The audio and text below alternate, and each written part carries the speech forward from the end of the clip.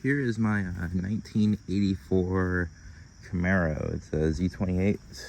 Today, just gonna do some minor work on it to get her back to, I guess, driving her kind of like normal. Recently had the heater core hose in the engine spring a little leak. So we're gonna go ahead and I'm gonna fix that. Also, I want to do some timing and adjust to the car and a little bit of adjusting to the carburetor. It runs, but you can definitely tell it needs some tweaking done to it. I don't have the factory carb on here anymore. I took that off. It ran pretty good for a while like that, and then I ended up getting some issues after a shop worked on it. So I just switched to intake, and I got a square bore set up, and then I got like a Holly, I think it's called a Street Warrior carb on it. They're pretty cheap, so decent card to go with. But you see this hose to the heater core ended up getting a pinhole leak in it, and it was leaking. You can still see some coolant down there. So to clean that up, put this new hose on. I got a 3-foot 5/8 hose, so I'm gonna go ahead and replace all of this back to that so I don't have any more issues. I'm not gonna change this one out at the moment. I forgot to buy some hose for that, and I couldn't remember what size it was. I'm happy I didn't buy 5/8 because this is definitely bigger than 5/8. I'm not sure what that is size wise. It twice says it somewhere on this hose. I think it looks funny. It looks like a garden hose. But yeah, I'm just gonna get it good enough to get going. We're gonna do some timing and carb adjustments, and hopefully should get her good. And if we have enough time before it's supposed to rain this evening, I would like to paint this part of the T-tops, because this is not factory paint. It was repainted in very early 2000s, and then this car basically sat in a garage taken apart for a good bit. It did an okay job painting it. It has quite a few issues, like you can see some cracking here at the bumper, and I have like a pretty bad spot in the B-pillar. But overall, the car is pretty decent for what it is. I do want to have a new radio to put in. That pull-out radio doesn't work. I need to put that new radio in, and then I need to put a new antenna on the car, because there's an antenna on the car. So there's a lot of work to be done, but she's been a good car. And I have a later year Camaro wheels on it, because I do plan on autocrossing it, so I wanted to bump up to a 16. Even though 15s have more options, I just want the bigger, wider wheel. So we'll go ahead and get started on that first, and depending on how good the pace is going, I might do T-tops next, so I can go ahead and get that taken care of. Yeah, I got about everything I need to go ahead and get started. I got my new 5/8 hose. That's what I need to replace this with. So I have the clamps that came off of them. Whenever you're changing anything hose-wise, always inspect these, see if they work fine. I'm just going to go ahead and reuse these, even though I have a box full of new clamps, because they're literally the exact same type of clamp. They work fine, so I'm just going to keep using them. And here's the old hose. I didn't realize I still had it. I threw it in the back of the car last time I was messing with it. And where's that spot where the pinhole opened up and it was leaking from? It was somewhere. Oh, you can see it right there. That spot right here. That's the little pinhole it was leaking from. You can just tell this hose is not the best. I've definitely felt worse, but not great. So good thing it didn't happen anywhere. It left me stranded or anything. It was a pretty minor leak. You can definitely see it spread out a little bit. When the leak first happened, and there's a little bit of coolant in the intake, so we're gonna go ahead and just clean that up now while the hose is not in the way, and just get that out of there. I completely forgot to clean this up when it happened, because the car's been sitting for about let's say a week or so since it happened. So we're just gonna get that, and I still have a lot of rust in my cooling system, even though I've already flushed it once already since I've gotten the car in the 3 years I've owned it. Looking at the coolant, probably gonna need to flush it again. So I guess I flushed it twice now, because I flushed it also when I did the intake, and it was removing all that stuff. So yeah, I guess there's still a lot of rust in the system, because this car did sit taken apart for a good while. Okay, that might be good enough for now. I'm definitely gonna need to clean the engine bay. It's a shame. It's already quite dirty. You see how bad and dirty the valve covers are. But oh well. I'm almost tempted to remove this. I'm gonna have to probably look into that. Honestly, I've never used one. I never see anyone use them. I think the only time you really would want to do it is if you're flushing the coolant system and you don't want to take everything apart, or I mean flush the heater core. But I really don't see myself needing this, so I might just save myself the hassle of installing this again and just leave it. Also, you can tell it's not in the best condition. It's kind of ovaled now, so this is potentially a point of failure here in the future. So I might be saving myself some headaches by just deleting this. So I'm gonna go ahead and take off that clamp down there by the firewall for this hose, and we'll go ahead and get this off and get ready to install the new hose. When you're in tight spots like this, kind of helps to have a ratcheting screwdriver like this. That's kind of a screwdriver I've had for a good number of years. So I guess if you're doing anything tight like this, maybe I recommend getting one of these. You can't use it in all scenarios, but for this is making it a little easier. Granted, a regular screwdriver just be fine. It's not that tight, but anything that makes it easier on you. I know working on car stuff with my dad and other people. Eventually, there's a point where you kind of don't want to break your back over just little stuff like this. So I think I may have loosened that enough. Let's see. I need to give it more. I need to take this clamp off too. How would this come off? I've never taken this clamp off before. I think I just get a flat head in there and I pry it off. No, let me see. Oh, it's a hook under it, so I just gotta press it. Okay, might be able to see what I'm talking about. Okay, just gotta press it and then spread it. Okay, easier said than done. Alright, I'm gonna go ahead and get this off and we'll be right back. Alright, I got that off. It was more of a two-handed activity, but it's free. I'm gonna need to take it all the way off. I just need to get it off this hose. And let's see. I know if you ever have any issues with getting hoses like these off, if you grab it and you can kind of twist them a little bit on the surface that they're stuck on, like for example, if I were to try to take this off, imagine this is the pipe into the firewall.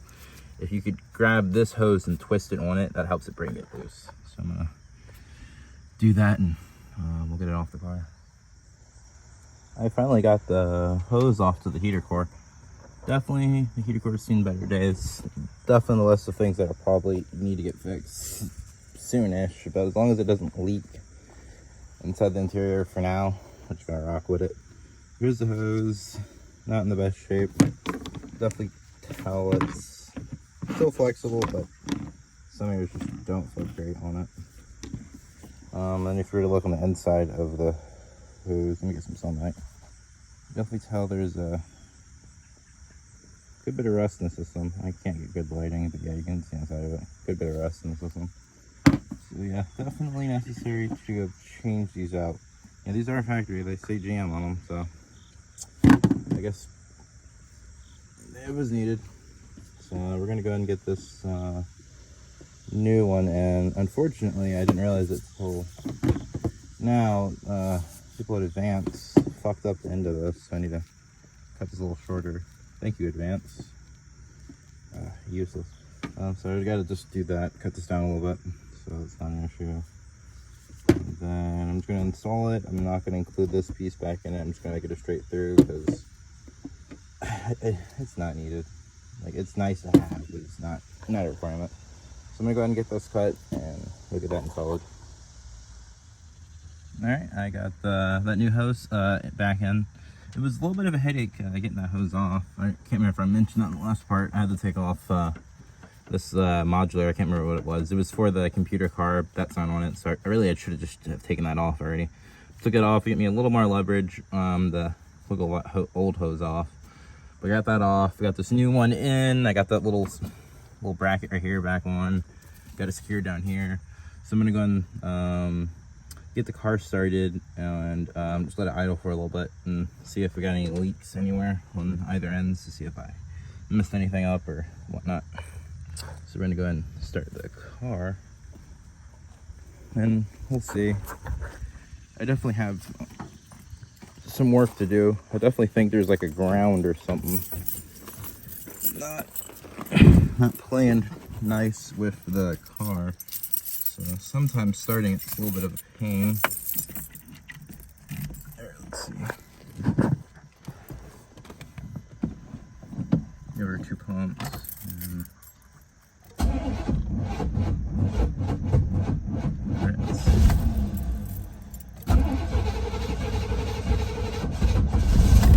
There we go.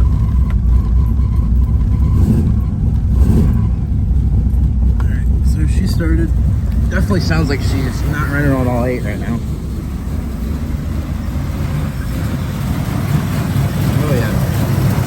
Definitely not running on all 8 today. I'll get that addressed. I'll let her idle for a little bit and I'll pull the camera back up if anything looks like it's leaking. I got her warmed up a little bit more. The thermostat hasn't opened up yet. It's gonna take a good minute for the thermostat to open up. But so far, no leaks.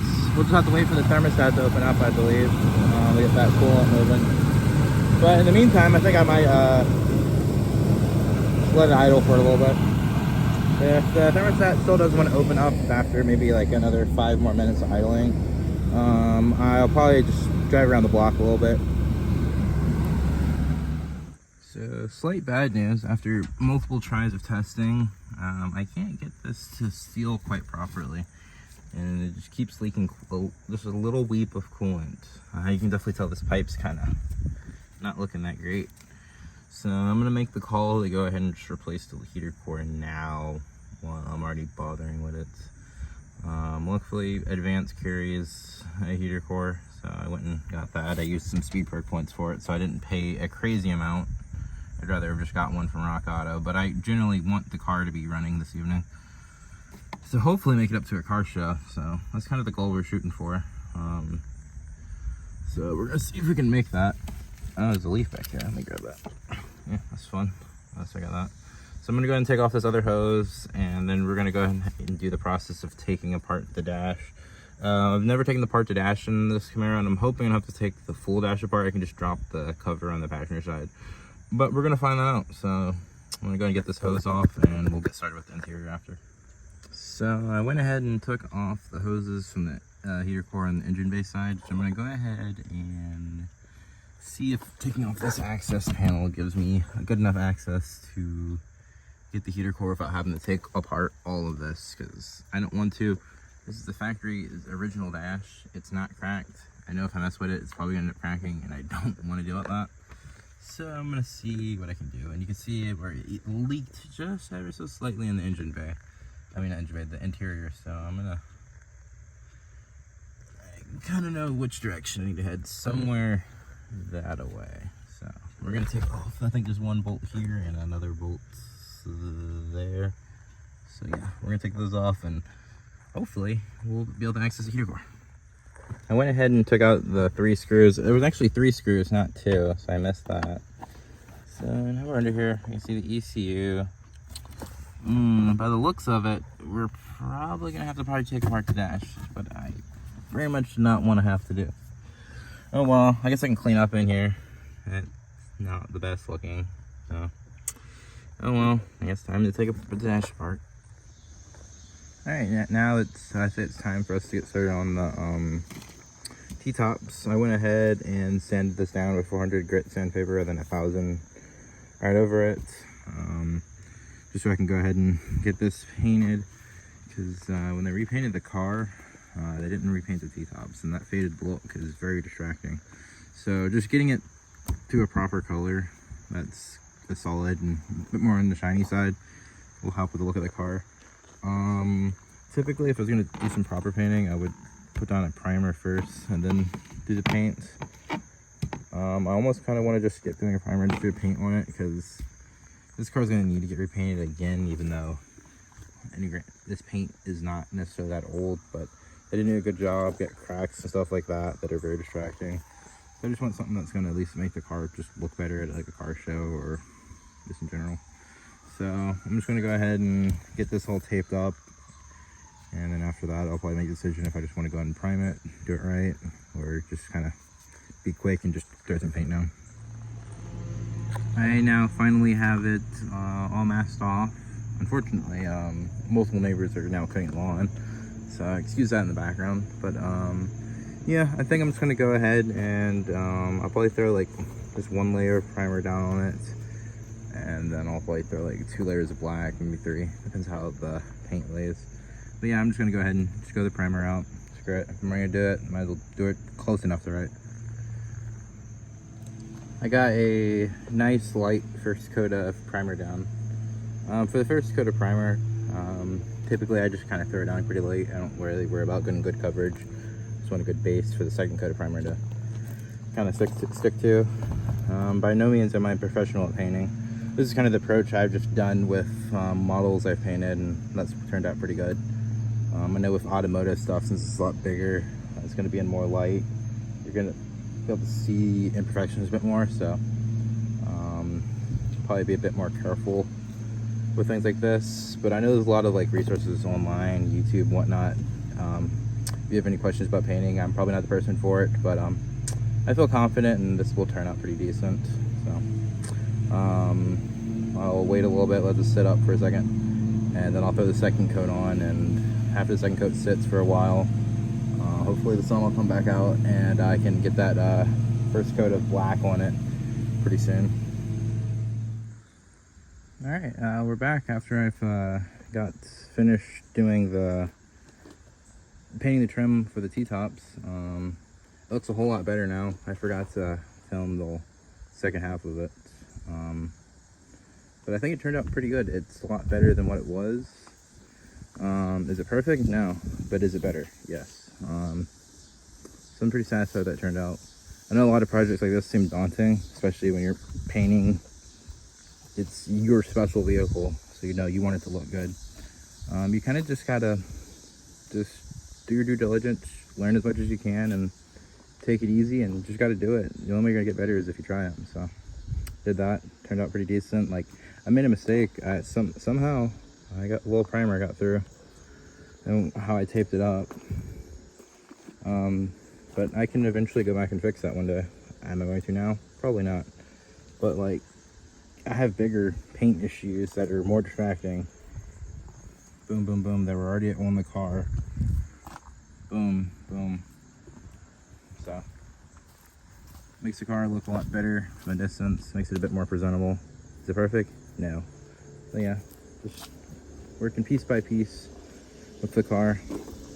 Overall, pretty satisfied with what it is. I still need to go ahead and put the heater core, all that stuff back together. I just wanted to take a break on that while I was grabbing parts. I got a new heater core. Where is it at? Is it still in the box? Yeah, it's still in the box. I'm probably gonna have to modify the ends of it.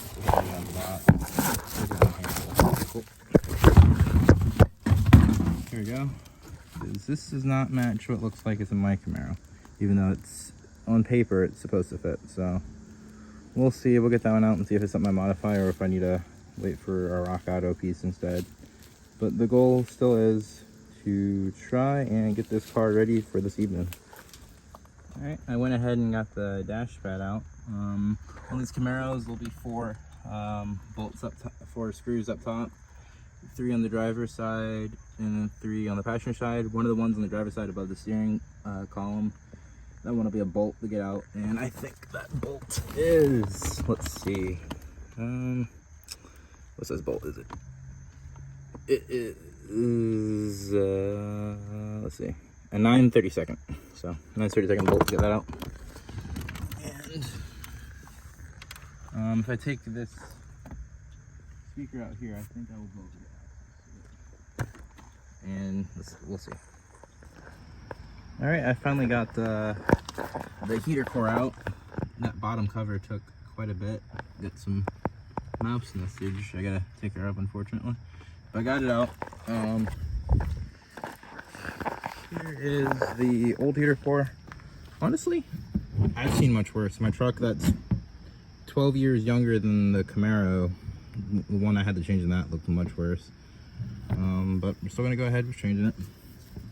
Definitely tell some of the soldering joints on it don't look the best, but definitely doesn't look awful. Here's the new one. If you get any ones from the parts stores, you just gotta twist these around so they just match the new one. I think they'll just do that so it fits in the packaging, because this is meant to be spun around. Just be gentle about it, because I bet there's like a gasket or something, I'd imagine, hopefully. So I got that. I'm gonna throw that in. And if you're doing one of these Camaros, because I know a lot of people take the whole dash apart, you don't need to. You just have to take off that first bottom cover. Comes off with like 3 bolts or so. Then there's a secondary cover that's under there, and it is a pain to get out. All right, so this is how the cover is under the car. This bolt's really hard to get to. This is the reason why you take that top of the dash off, is so you can get to this bolt. This bolt's very hard to get to. If you're somehow able to get to it from under it, you don't have to take the dash pad off, but I wouldn't recommend doing it, because it's even a pain to get off with it from the top. But all the bolts are the same. It'll be 4 bolts, that. Then you just take 2 more bolts off that are holding the whatchamacallit, the heater core on, and then there's 1 more bolt that holds the heater core to that bracket. Boom, good. So overall, it is a pain, but it's definitely doable. Unfortunately, since it's been raining and whatnot, I had to take a break. That's why the car is still wet. I hope the paint's fine, because I got wet, but it was able to sit up a good bit before it got wet. So we'll see when that's done. We're gonna keep moving forward. I'm gonna go ahead and get this cleaned up. Didn't realize I had as much mouse issues inside the dash. Luckily no wires are eaten. But I'm gonna vacuum all that up, get everything good, and start throwing this back together. I finally have the heater core finally installed. This thing's a pain in the butt in these Camaros. I had to spend almost 2 hours of finagling worth of time, split between multiple days, to finally get it through, and then the help of using some screwdrivers to get the bits through the holes. These new replacement heater cores aren't quite the same dimension, so they don't fit the best getting them in. You can get them in there, but it is not easy. So I'm gonna go ahead and start putting my dash back together and stuff, and get these hose clamps on, and we should be rocking.